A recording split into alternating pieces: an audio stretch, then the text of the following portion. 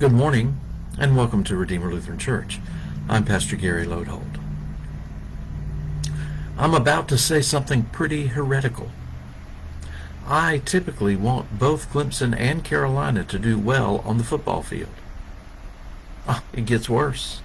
I think both Clemson's run down the hill to begin a game and Carolina's 2001 beginning are both exciting. Nan's family is full of avid Clemson fans, but I've been to games in both stadiums and enjoyed them both. It's always a powerful moment when the student body and alumni begin to sing the alma mater of their schools, and something in the one for Carolina has caught my attention. The name of the Carolina alma mater is Forever to Thee, and each verse ends with those words. That kind of faithfulness, that kind of fidelity, that kind of steadfastness is exactly what Hosea was talking about.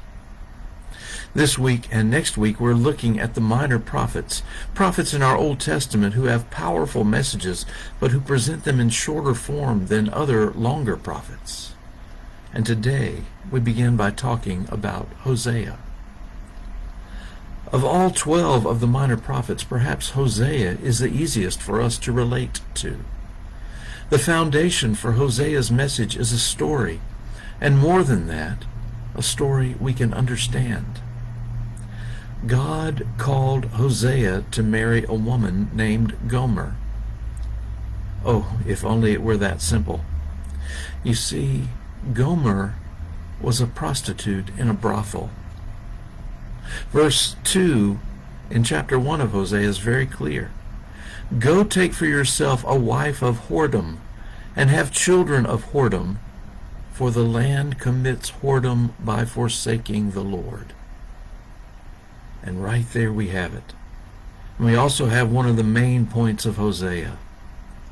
All of us have committed whoredom by forsaking the Lord to chase after something else.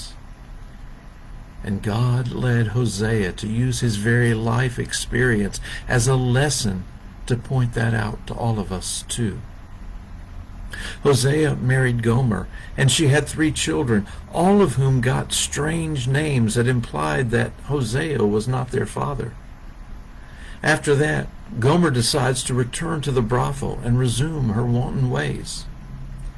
Hosea brought her back publicly and took her again to himself.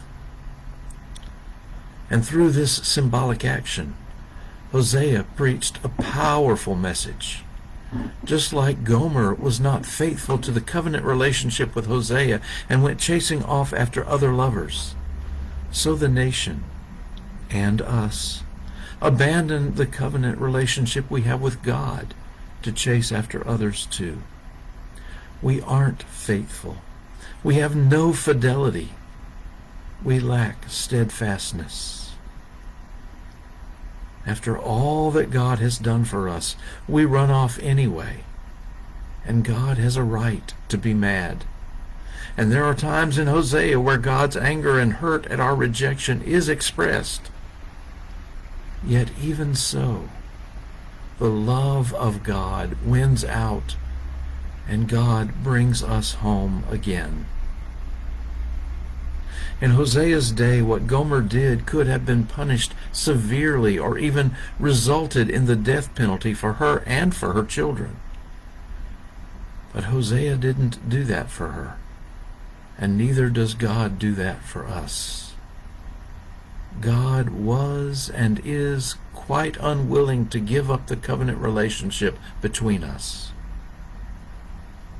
Hosea uses an important word throughout his small work to describe all of this, chesed. It means steadfast love. It means God has steadfast love for us. It means that God is faithful to us. It's a call for us to be faithful to God. No matter what you have done, no matter who you have become, God says, come home. Thanks for watching. and remember to let this day belong to God.